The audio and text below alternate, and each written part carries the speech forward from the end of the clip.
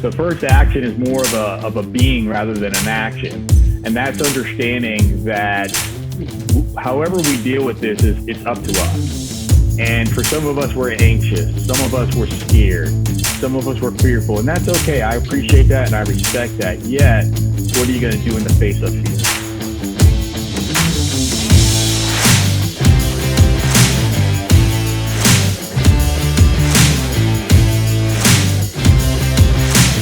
So the big question is this: how do most agents who don't have access to the secrets that the top agents in our industry hoard to themselves grow and prosper in today's real estate environment?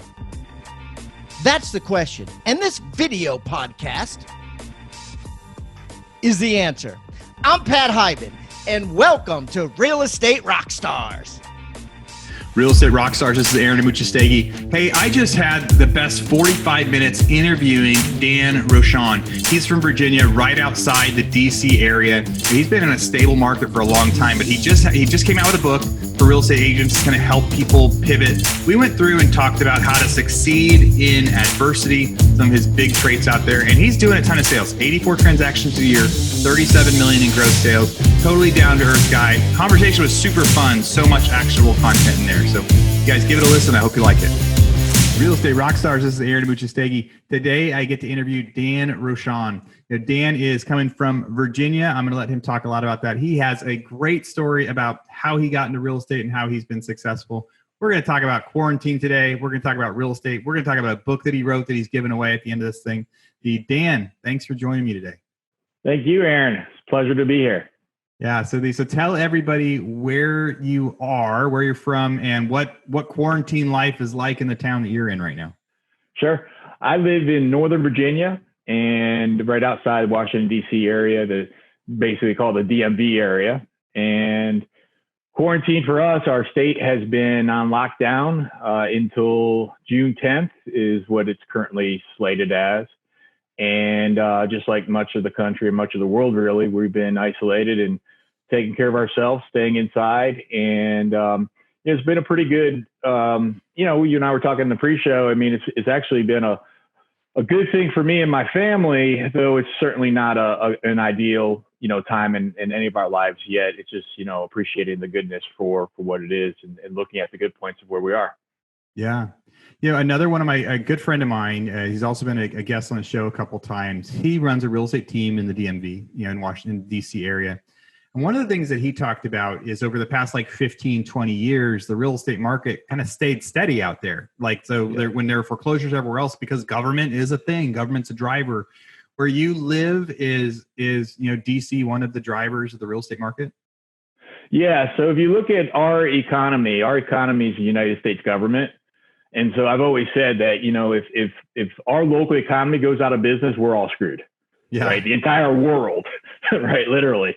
Now, recently, Amazon had announced about a year and a half ago that they're bringing their second headquarters to the DC area to a place called Crystal City in Arlington. And so my expectation is that there's going to be a second major economic driver, which will be technology. And we're already seeing that develop here in the area. And as you mentioned, we have been resilient. So when you're looking at the market going back 15 years or so, you say, okay, from 2008 or 2007 to 2009, much like the rest of the country, we did, have a crash. But then from 2009 to 13, there was an appreciation. By 13, we had regained the losses, and then from 13 to today, we've been in around a 3% appreciation year over year. So, and we're pretty resilient. The closer that you get to DC, if you there's a 495, which is a beltway that goes around DC. So what we call inside the beltway, if anything that's inside the beltway has been resilient, even through the crash of 2008, 9, 7, 8, 9. So we've been pretty lucky like that. So tell me about so if you had a crystal ball right now and you were going to say, what is going to happen to real estate values where you're at? Do you think it's going to be a little correction like 2008, 2009, or what do you think? I think so. What we're seeing right now is because we have a firm date of June 10th, is my expectation, if you're looking in the short term, you're going to see a flood of the market. So for example, if you look back 2 months to today, just say it's like, just pick a number, 1,000 sellers and 1,000 buyers 2 months ago. Today it's 200 and 200. So proportionately, there's been a decline in regards to the inventory and the buyers, which means that there's really no impact on the sellers, those that are actually selling.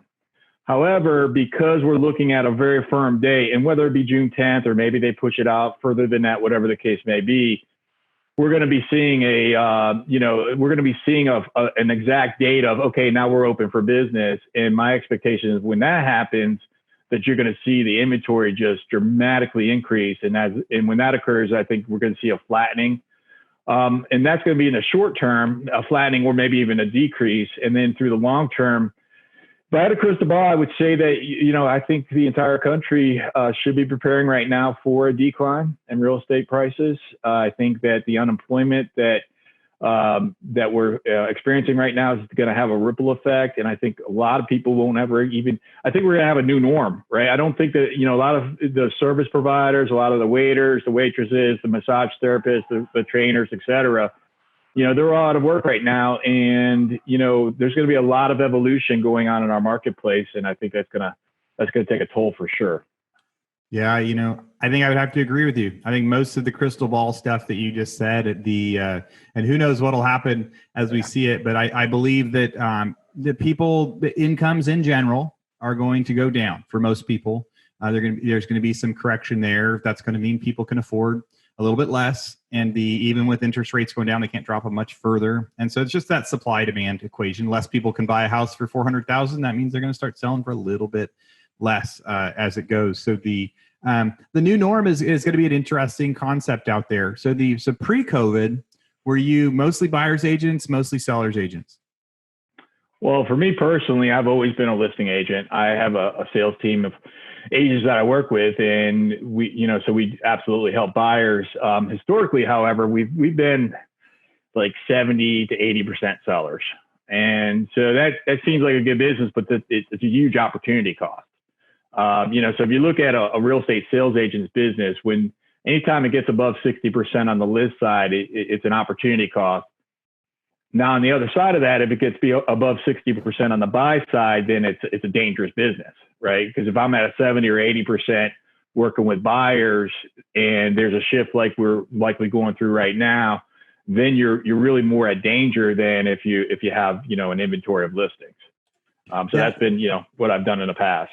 So I want you to talk about that a little bit more. So you kind of jumped over that, but it's like, the difference between a heavy listing company or a heavy buy. So listings, you've said that's a little bit more secure because, you're eventually, in most cases, 90% of the time, you're eventually going to get a commission. And maybe for buyers, it's a smaller percentage. Is that what you mean by that?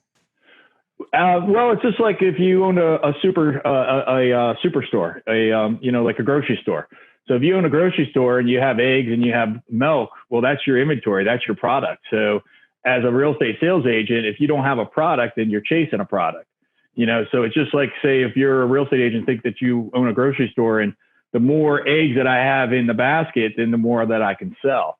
And so, and then just from a perspective of time invested, on average, because I'm fortunate that I've got a really good support staff with me. And so the average listing that I take, it's probably about 4 hours of work for me. Where if I'm working with a buyer, you're looking at closer to 20, 25 hours of work if you're really good and efficient, and you have to get up every single day to bring them out, where as a listing agent, controlling the inventory really, it makes it for an easier business and a more stable business because when you go into a shift like this, if you got signs in the ground, you may have to adjust some prices, but eventually you'll get them sold, like you said. Yeah, that's a great point. So your heavy listing, which is great, but it's kind of focused. If you were heavy buy, then right now it'd be a little bit tougher. So having that kind of ideal setup, a little of both is stable and risky all at the same time. Well, yeah, if you're above, like where I am, it's an opportunity cost because we should be doing more buyers, right? And so that's, and that's where really our business, I'm looking to more continue to grow it, yet balance it at the same time.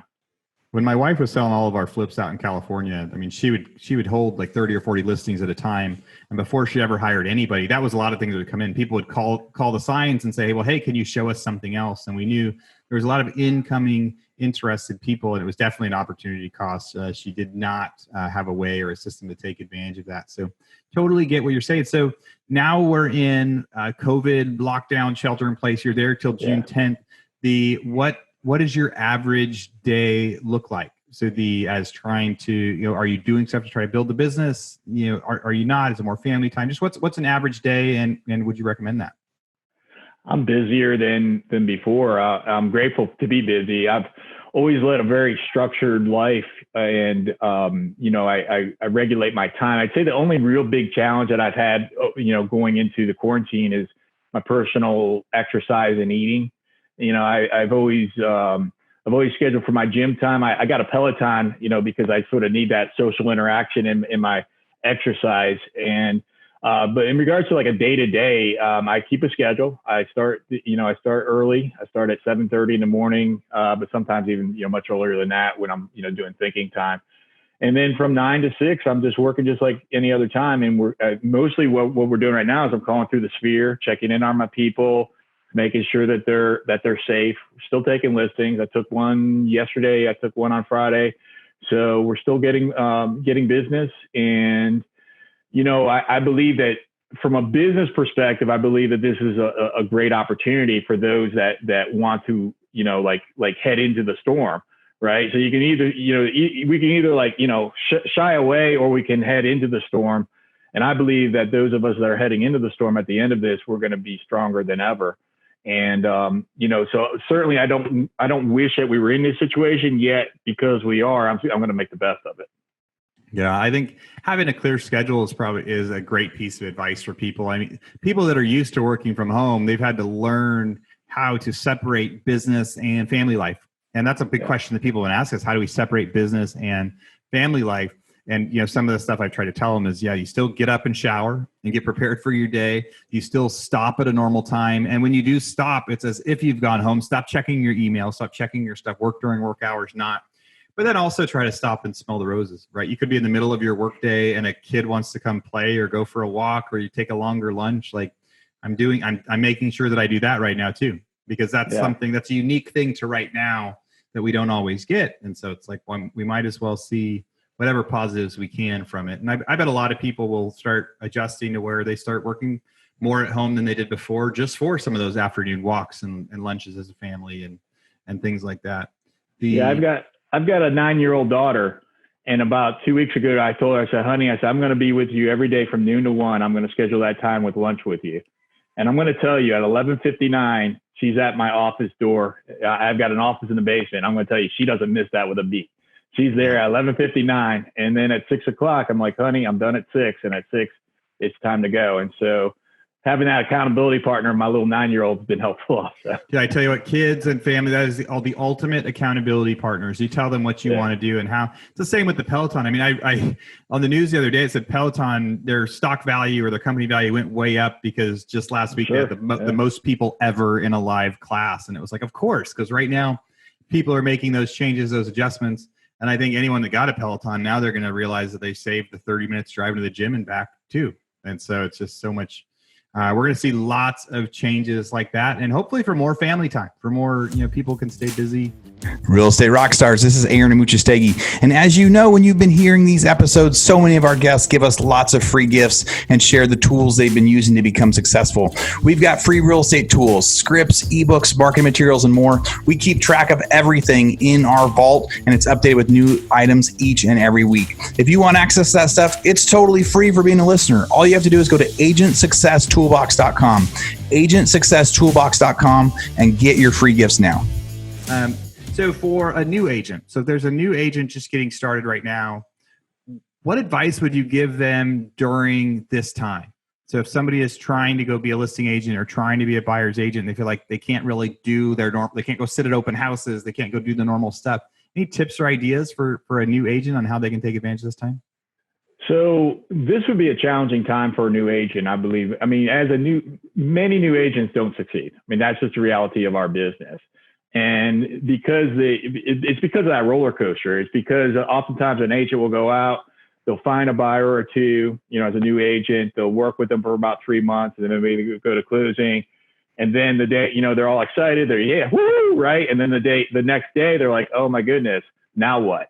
And because they didn't, consistently continue to lead generate through that time. So now that we have a quarantine, it becomes even more unique and more challenging, I believe, for a new agent.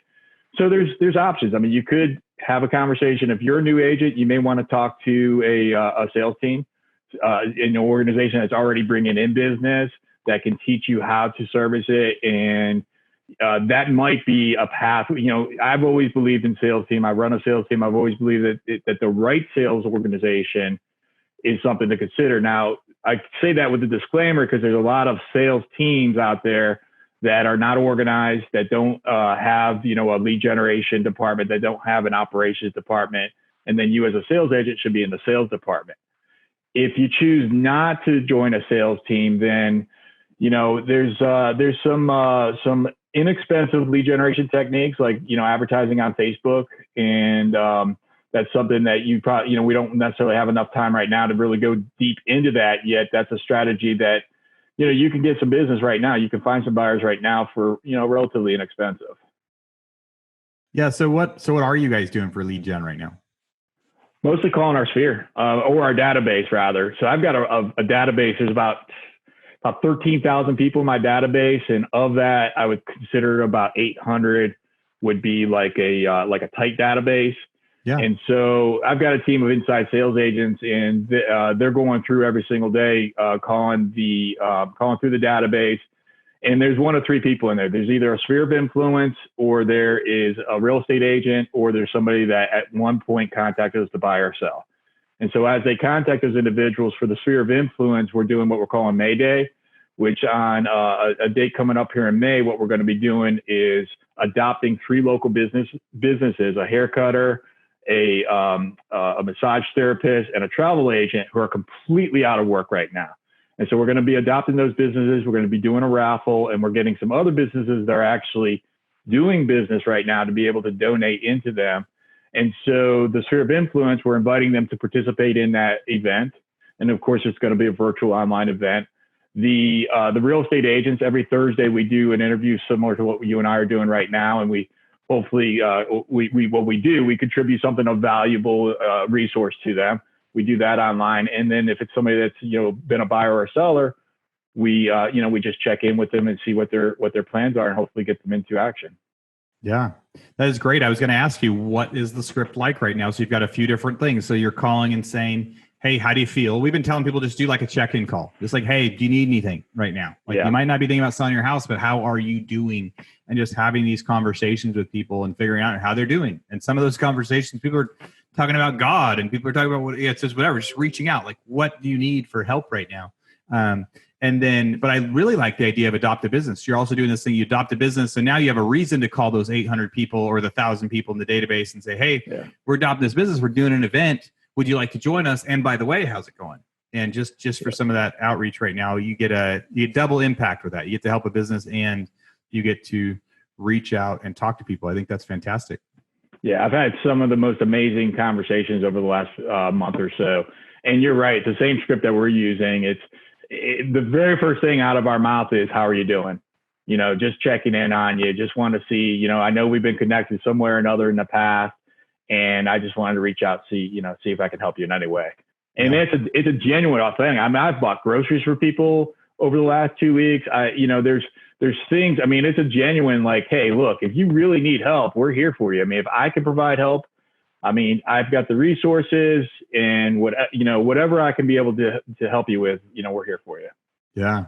So let's talk about your volume out there. So how many transactions do you do a year? What's that? What are the gross sales in that? And is that your team? How big's your team? Yeah. So I've got 2 agents on my team right now, and we have a staff. You're going to laugh at this. We have a staff of 13. Yeah. And so I've really been building my sales business. I mean, I've been in business since 2007 when I got my license. And during 10 of those years, I owned a rather large real estate sales brokerage, and I sold that brokerage about a year and a half ago. So over the last year and a half, we've been, really rebuilding the sales team. And I started with the operations department. And then after the operations department was at a place where I felt really comfortable with it, we went and we built a lead generation department, which, as I mentioned, we have 5 inside sales agents now. And now we're just now building that sales department and bringing agents in, bringing them on board. And the intention is that the inside sales agents, that they generate 75% of the business for the agents, and the agents generate 25% of their business. So the last 12 months, we've done 37 million. 80% of that's been my own sales, and that's been been at 84 units during the last 12 months. So most of that has been listings, and during the last 4 to 5 months is really when we've got the 2 agents up and running, and they're doing pretty good now. I've got one; she just put one under contract today, and it looks like they're going to be averaging about 3 or 4 a month. So I'm pretty excited for them. That's cool. Yeah, the transactions are still happening. If people are willing to work hard and do it, transactions are happening. We've seen it every day. Everybody that we're talking to on here. One of our pre-show questions says, if you were on stage for How to Succeed, what would the name of that panel be? And I thought it was great for what we're going through right now. Your answer said the 3 actions to take when facing adversity. So right now, the world is facing adversity. What are those 3 actions? Well, first of all, it's got to be your mindset. So first action is more of a being rather than an action. And that's understanding that however we deal with this it's up to us. And for some of us, we're anxious. Some of us were scared. Some of us were fearful. And that's okay. I appreciate that and I respect that. Yet, what are you going to do in the face of fear? I remember, and I'll just tell you a quick story and I'll give you my other 2. When I took my daughter to a resort in Punta Cana years ago, she was about 6 years old. I remember she was going up the trapeze because they had this flying trapeze there where they were training for the Cirque du Soleil. She got about 3/4 up the ladder and she came back down. And I whispered in her ear. I gave her some encouragement. She went back up the ladder and then she swung down. She had so much fun. So she came off. She was just so joyful. And I whispered in her ear. I said, "Honey, how'd that feel?" She says, "That felt great, Daddy." And so I said, "Well, okay." So I saw a parenting opportunity. I said, "Well, before you went, what did you feel?" She said, "I was scared, Daddy." I said, "Yeah, you were scared and you did it anyways. And on the other side of that fear is that joy." Now, I don't know how well she got that at that time, right? Yet, if you're experiencing fear right now, you have a choice of how you deal with that, right? And you can head into it, or you can you can be scared from it and take no action. That won't serve you very well. So first action would be really about how you're being and how you're thinking. The second action would be to time block. And we sort of touched on that before, but I believe that blocking your time allows for you to have freedom. So Jocko Willink is a retired Navy SEAL, and he's many of the listeners probably have heard of him. And he says that the freedom is in the discipline, or the disciplines I'm sorry, I screwed it up. It's the freedom in the discipline. Basically, when you block your time and you have discipline in there, you get freedom. And so for me, I book an hour with my daughter from 12 to 1 every single day, as I mentioned. Well, guess what? I'm spending that time with my daughter every single day, right? Now, when I'm at work, I'm 100% in work, and she knows that she's not going to bother Daddy, and that allows for me to be productive during the work hours. So the second thing would be time blocking, and the third thing would be take action, and take massive action. If you thought you had to take action before in a normal marketplace, you got to take more today. And you have to care for the people that you're reaching out to.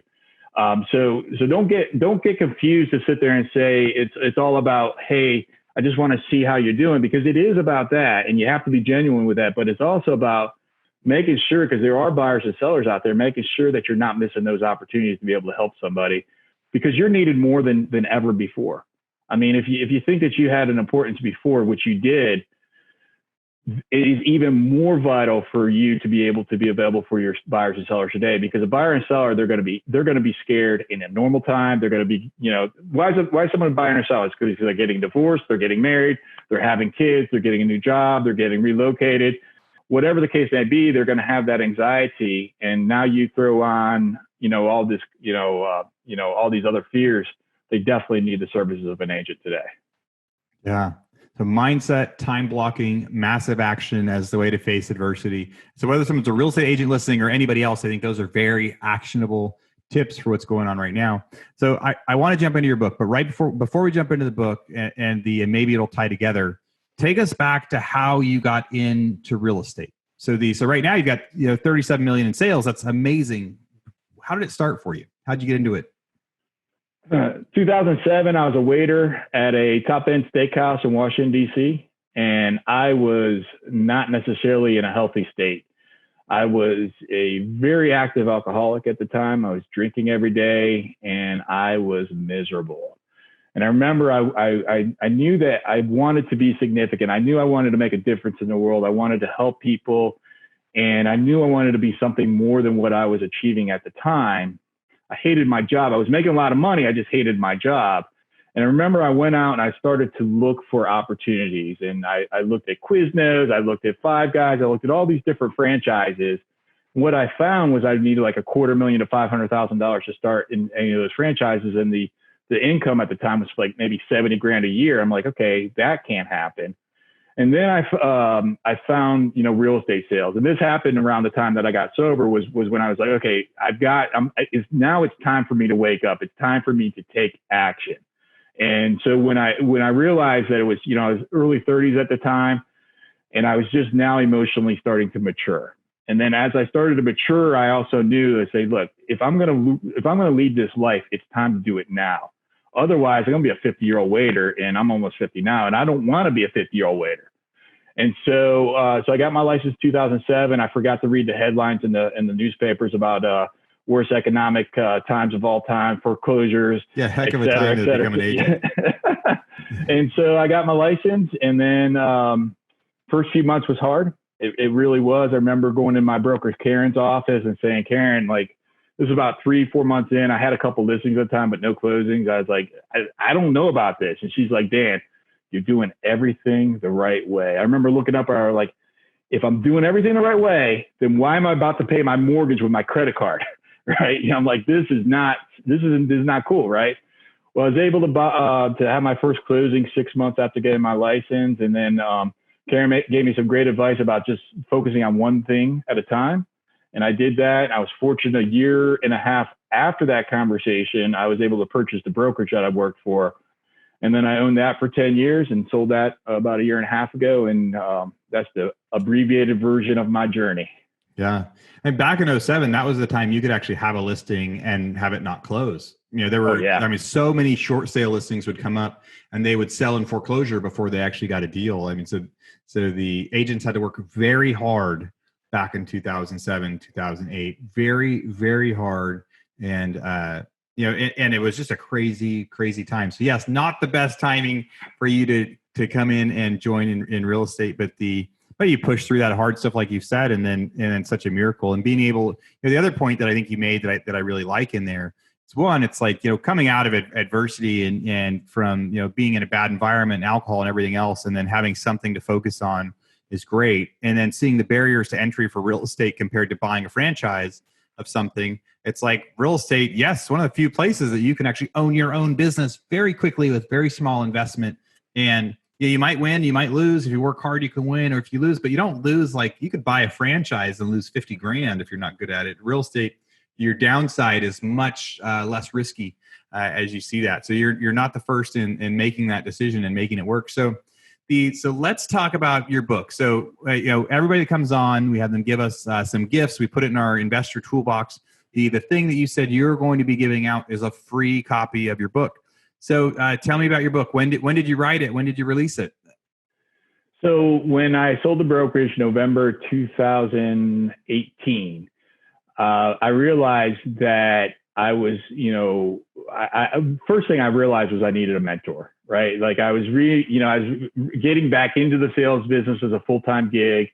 I was no longer chasing two rabbits, because when I owned the brokerage, I was still intending to do my own sales at the same time as lead the brokerage. And it was a challenge, right? I was really just chasing two rabbits. And so sold the brokerage, and then I met a mentor of mine, and I flew out to meet him, and I asked for his coaching.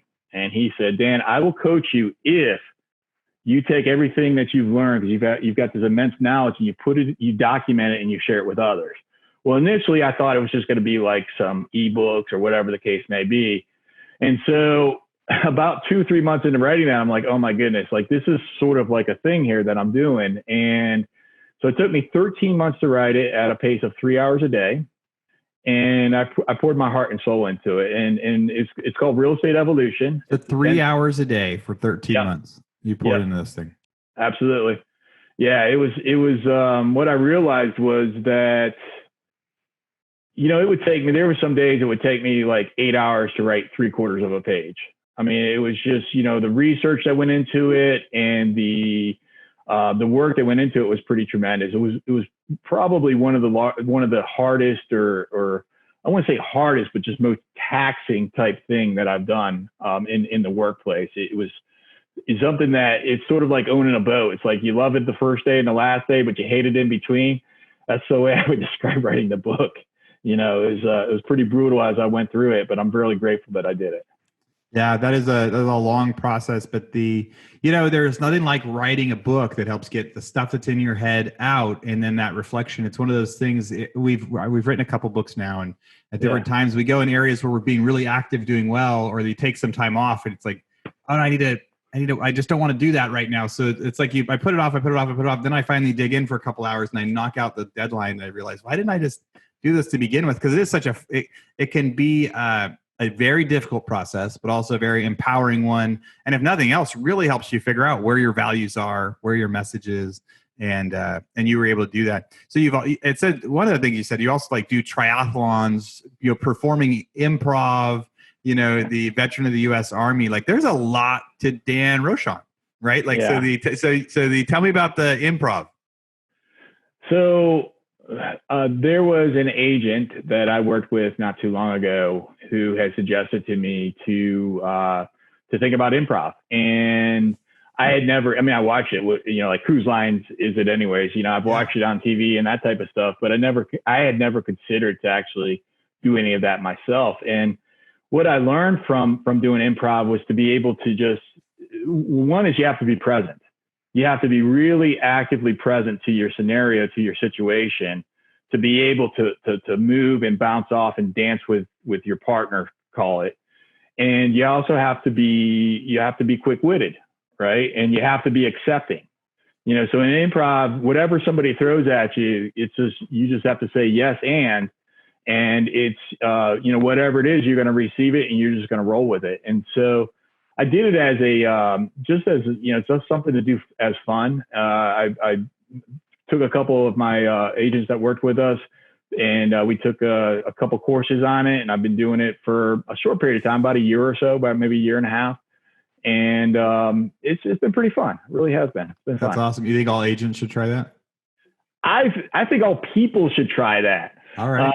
It's just, I think that, yes, I talk specifically to agents, yet, I mean, if you're a person, I encourage for you to be the very best version of yourself. And I encourage for you to sort of consider, what is this all about? This human experience, right? Because, if you can actually take a moment and actually consider that, then perhaps you'll get more out of the experience. And I think that's probably a good thing. Yeah. I really like that. I think you're the first person I've interviewed so far that was one of the recommendations, and maybe I will have to sign up for an improv class. So back to your book. So Real Estate Evolution, you spent 13 years, heart and soul into it, bunch of real life stuff for you. Who's the ideal person for your book? The ideal person for my book is that agent that is riding the roller coaster of sales right now and looking for consistent and predictable income. Because I take them through a 10-step journey all the way from personal development and mindset and hacks of how you can be able to improve. So if you look at the way that we behave, it's our programming that we have. It leads to our thoughts, and our thoughts leads to our feelings lead to our actions lead to our results, and our results lead to our programming. But that's a closed loop. And so to be able to get inside that closed loop, there's access points such as meditation, reading, relationships, like with great people like yourself, Aaron. And there's ways that you can be able to improve in regards to, to be able to improve yourself as an individual. So the book, the first step is really about flourish. It's to be able to be the very best version of yourself. And then it goes into lead generation, how to convert the leads, and every single step along the process of how to be able to onboard a buyer, onboard a seller, so that you can set the expectations, so that when something blows up on you, you've already told them that it was a possibility. So with that buyer, and you're 3 days before closing, and the underwriter comes up and asks for all kinds of crazy stuff, well, you've already addressed that with them up front. So now you look like a hero rather than an idiot, right? And then we go into profit, and certainly you want to be profitable in your sales business. And then I finished the book talking about the evolution of real estate sales, which is really the evolution of the world in regards to business, where big data, artificial intelligence, commoditization, and technology have already entered into the workplace in every industry, including real estate sales. And I go through and I share with agents to say, hey, look, if you're not considering this about technology, or this about the way artificial intelligence has already started to change our environment, you're going to be so far behind. Just like you go back to 2008, all those agents that refused to even look at a short sale, those agents all went out of business. And so I believe that right now we're in another time of change, of a pivot. And if agents don't recognize and appreciate that and take massive action today to be able to accommodate it, then they may be looking for different professions rather soon. Yeah. So listen to that, agents. If you are in a spot right now where you're a little uncertain, and it's now is as good a time as any for a pivot. In Dan's book, he's got a way to do that. And again, that's free as part of the toolbox. So Dan, other than people getting the book here, how do they reach out and find you? Somebody has a question. They want to know how to do this. They want some coaching. What's the best way for people to come find you?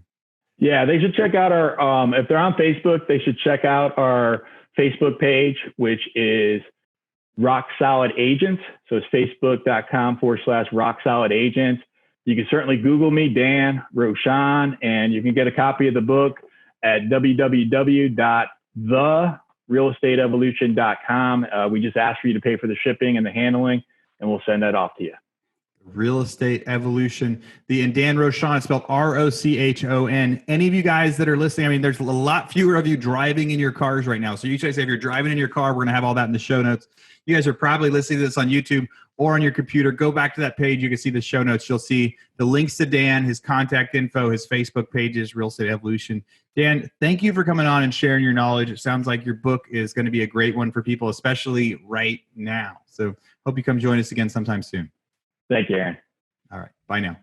Rockstar Nation, thank you for listening to Real Estate Rockstars. Listen, I need a favor. If you find this free content helpful, if you find our downloadable items from each guest helpful, please, I need you to pull out your pointing finger. Yes, the one finger that points at people, and hit subscribe. Yes, subscribe. The more subscribers we get, the better we look in the ratings, and the easier it is to get guests like Robert Kiyosaki, Barbara Corcoran, all the players that are on $1 million listing in the different cities. All that stuff makes it easier the more subscribers we get. So please subscribe. And listen, there's a lot of places you can leave comments. There's a lot of places you can like. We're on Facebook. We have an Instagram page. Instagram page is I am Pat Hyben. The Facebook is Real Estate Rockstars Radio. Feel free to leave us comments there.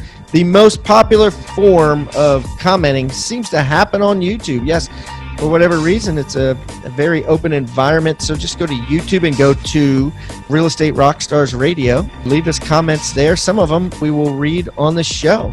We love your feedback. So thanks, guys, and I hope you are having a great day. Oh, and also, listen, if you're going to subscribe and you haven't already left a review on iTunes, please do that too. Have a great day, and thanks so much, Rockstar Nation. I really appreciate you.